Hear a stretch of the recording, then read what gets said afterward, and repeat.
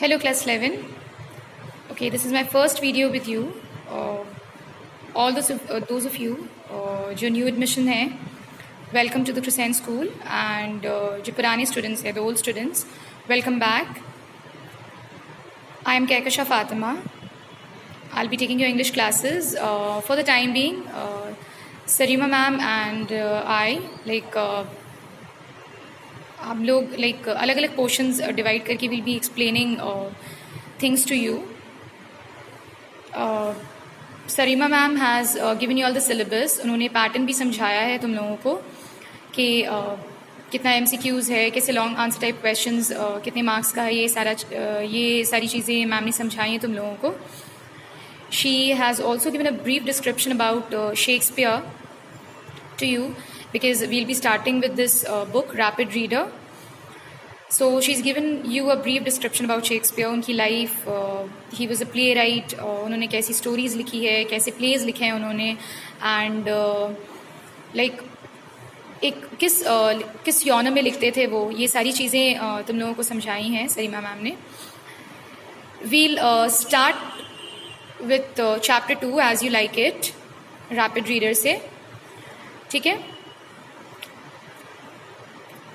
Alright, as you like it. इस book में it's written in simple English. ठीक है, ये स्टोरी फॉर्म में है, शॉर्ट स्टोरी फॉर्म में. हालांकि originally as you like it जो है ये प्ले है शेक्सपियर का. ठीक है, जहाँ पे अलग अलग कैरेक्टर्स हैं, अलग अलग प्लेसेस हैं जहाँ पे सीन्स होते हैं, एक्ट चेंज होते हैं, लेकिन यहाँ पे शॉर्ट स्टोरी फॉर्म में है, तो हम लोग कहानी की तरह ही इसको पढ़ेंगे जैसे और बाकी सारी कहानियाँ होती हैं, स्टोरीज होती हैं. Okay, the story begins at a time when France was divided into provinces or dukedoms. To one such province there was a usurper who had deposed and banished his elder brother, the lawful duke. Now the story is about two brothers. पहले एक जो lawful duke रहते हैं, the Elder brother, लेकिन उनको banish कर देते हैं जो उनके जो यंगर ब्रदर रहते हैं. He was also an usurper. Usurper उसको बोलते हैं जो धोखे से कब्जा कर लेता है. ठीक है, so he had banished his brother, he had deposed his brother who was a lawful duke. जो एल्डर ब्रदर जो लॉफुल ड्यूक रहते हैं उसको बैनिश कर देता है वो.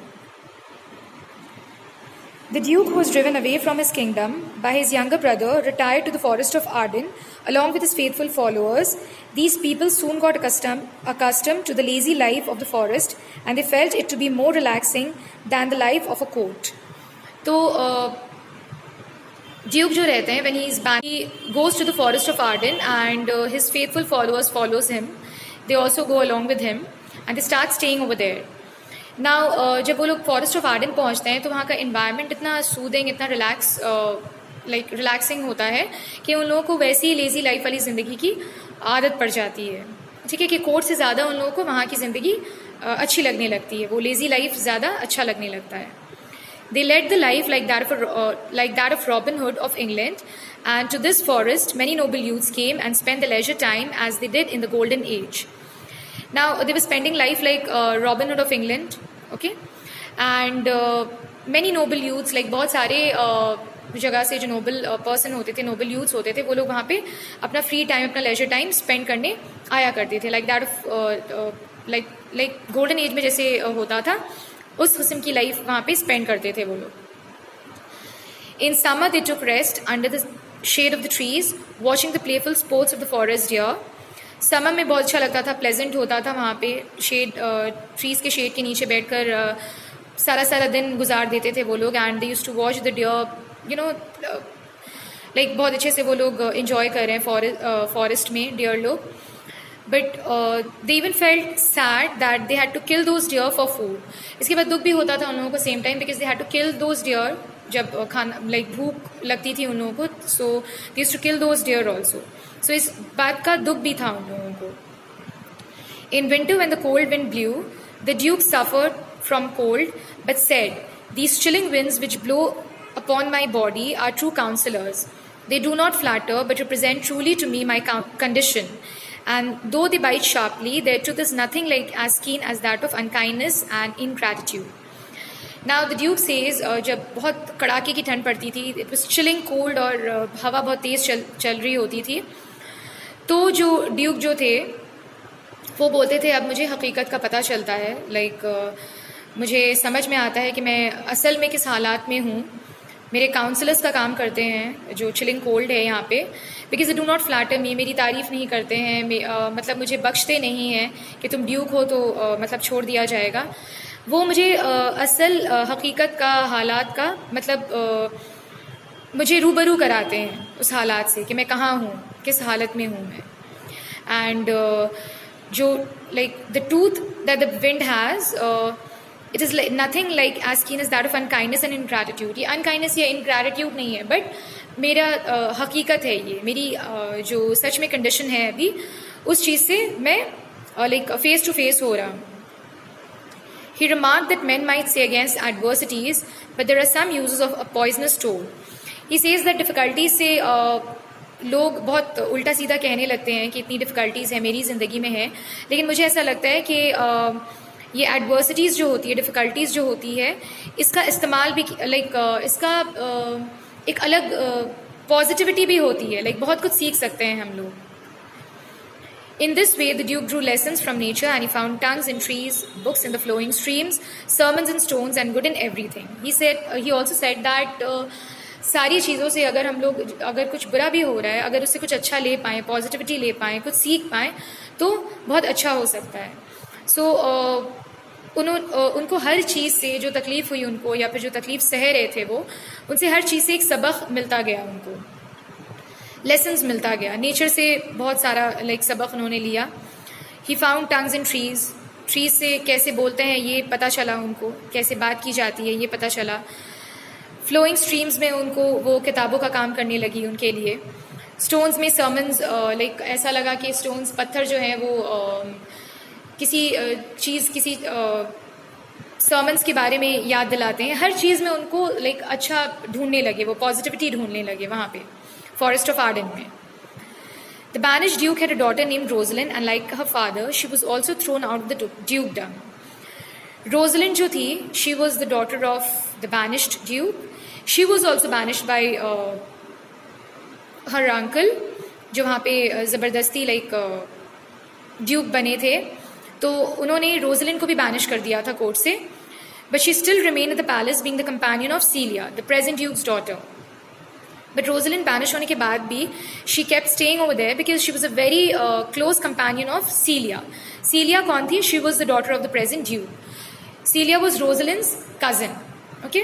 And दोनों में इतनी अच्छी इतना अच्छा सिस्टरहुड वो लोग शेयर करती थी, इतनी अच्छी फ्रेंडशिप थी, इतना अच्छा कंपेनियनशिप था उन दोनों के बीच कि रोजलिंड जो थी वो सीलिया की वजह से कोर्ट से और कहीं गई नहीं थी. She was staying with her.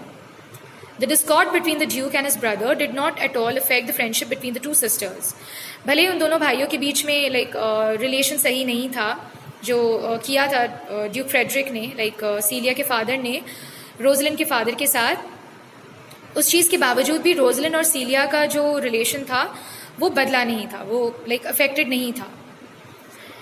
In fact, Celia tried to comfort Rosalind whenever she became sad thinking of her father. In fact, Celia was so concerned about Rosalind कि जब भी Rosalind upset हो जाती थी, depressed हो जाती थी thinking about her father, she was always there to comfort her. Celia was always there to comfort Rosalind. ठीक है, कभी भी उसको अकेला महसूस होने नहीं देती थी वो. One day when Celia was talking to Rosalind in her usual kind manner, a messenger came with the news that there would be a wrestling match and they could go and watch that if they so wanted. Celia agreed to go thinking that it would amuse Rosalind. Now once they get the news from a messenger, एक messenger आकर inform करते हैं Celia and Rosalind को कि एक wrestling match is going to take place in their court में wrestling match होने वाला है, and if they wish they can go and see the match. Celia on the other hand, she agrees to it thinking that ये कुछ देर के लिए ही सही, बट रोजलिन का माइंड थोड़ा डाइवर्ट कर पाएगा, ये डिप्रेशन से निकाल पाएगा उसको. Now this wrestling match which is going to take place in the court, ये एक टर्निंग एक ट्विस्ट है, एक टर्निंग पॉइंट है रोजलिन और सीलिया की लाइफ में. ठीक है, जो तुम लोग बाद में पढ़ोगे स्टोरी में. During those times, wrestling matches were viewed by noble ladies and princesses, being a favorite sport of princes. But here they thought they would face a tragedy, as a practiced wrestler was to fight an inexperienced young man. Now, during those days, उस दौर में ऐसा होता था कि जितने भी princesses थी, नोबल लेडीज़ थी, शहजादियाँ, जितनी भी नोबल लेडीज़ थी, रॉयल फैमिलीज़ को बिलोंग करती थी, या फिर शहजादे जो थे, राजकुमार, वो ये सारे रेसलिंग मैचेस में बहुत इंटरेस्ट लेते थे। बहुत मतलब ये एक एंटरटेनमेंट का ज़रिया हुआ करता था उस दौर में उन लोगों के लिए। बट ये मैच जो था, ये रेसलिंग मैच जो फाइट होने वाली थी, ये थोड़ा कुछ अलग था। ये सब ने ये सोचकर रखा था कि ये एक ट्रेजेडी होने वाली है, because a practised wrestler was going to fight an inexperienced young man. एक ऐसे इंसान से यहाँ पे फाइट होने वाली थी जिसको कुछ भी एक्सपीरियंस नहीं था। एक प्रैक्टिस्ड रेसलर जो बहुत सारी मैचेस पहले की जीत कर रखा हुआ है, वो एक इनएक्सपीरियंस्ड यंग मैन के साथ लड़ने वाला था, रेसल करने वाला था। When the Duke saw that both the ladies had come to watch such an uneven match between a practiced wrestler and a young man, the Duke asked them to dissuade the young man from fighting. Now, when the Duke gets to know, Duke Frederick, जब ये सुनते हैं कि दोनों ladies जो हैं, Rosalind and Celia, they had come to see the match, he wanted them to उस young man को ये समझाएं वो लोग दोनों कि ये match वो ना लड़े, because he won't be able to win that match. वो चाहते थे कि वो लोग इसको मना कर दे ताकि वो लोग नहीं लड़े ये मैच को। At first, Celia tried to resist the youth from taking up such an unequal challenge and then Rosalind, by her kind words, tried to change his mind from the ensuing fight. But after hearing the entreaties of the ladies, the youth became all the more determined to prove his valor in front of the fair ladies. Now, at first, Celia tries to वो चाहती है कि उस जो young man है उसका mind वहाँ से हटाए उस फाइट से। She tries to convince him that he shouldn't fight the match. Then Rosalind, by her kind words, she was very generous, she was very gentle with him, and she tries to tell him, tries to change his mind कि जो अगली match होने वाली है ये fight ना करे वो। लेकिन दैट यंग मैन ये बात सुनने के बाद, सीलिया और रोजलिंड की बात सुनने के बाद, he becomes all the more बहुत ज़्यादा इंथुजियास्टिक हो जाता है। He wants to fight this match in order to prove his bravery near the ladies. वो अपनी ब्रेवरी दिखाना चाहता है उन दोनों लेडीज़ के सामने। So he becomes all the more enthusiastic कि नहीं, ये फाइट तो मुझे लड़नी ही है, चाहे कुछ भी हो। He refuse to listen to them, but he said in such a graceful manner that both the ladies became more concerned of him. वो ये बात बोलता है that when he wants to fight the match, और जो reason बताता है वो इतनी ग्रेसफुली बात करके दैट बोथ द लेडीज़, वो लोग और ज़्यादा कंसर्न्ड हो जाते हैं उसके लिए, और ज़्यादा फिक्रमंद हो जाते हैं उसके लिए। He said, I am sorry to deny such fair and beautiful ladies anything. He also said that he would like the ladies to wish for him, and if he was defeated, he would not be ashamed. And even if he was killed, there was no one to lament for him in this world. He said that he was only a person who filled up a space in this world, and it would be better supplied if he vacated his space. वो reason ऐसा देता है कि वो दोनों ladies और ज़्यादा फिक्रमंद हो जाती हैं उसके लिए। वो ये बात बोलता है कि he wants to fight this match, and if he gets defeated, अगर वो हार जाता है, वो ये बात बोलता है कि हम मैं सुनना तो चाहता हूँ आप दोनों की बात, लेकिन मैं फिर भी ये फाइट लड़ना चाहता हूँ। अगर मैं हार भी गया, इफ़ आई गेट डिफीटेड, तो कम से कम मुझे शर्मिंदगी का सामना नहीं करना पड़ेगा। मैं शर्मिंदा नहीं होगा कि मैंने हिम्मत से सामना किया। मैं ये सोच कर डिफीटेड होऊंगा तो अच्छा लगेगा मुझे। एंड अगर वो मर जाता है, if he gets killed, then दुनिया में है नहीं कोई उसके लिए रोने वाला। उसके जाने के बाद कोई रोने वाला नहीं है। There is no one to lament for him. सो उस चीज़ के बारे में भी सोचना नहीं है उसको, ठीक है। And he thinks that he is the person जो दुनिया में सिर्फ एक जगह लेकर है, एक बोझ की तरह है। अगर उसे कुछ हो जाता है, अगर वो मर जाता है, तो एक बोझ है जो हल्का हो जाएगा दुनिया से।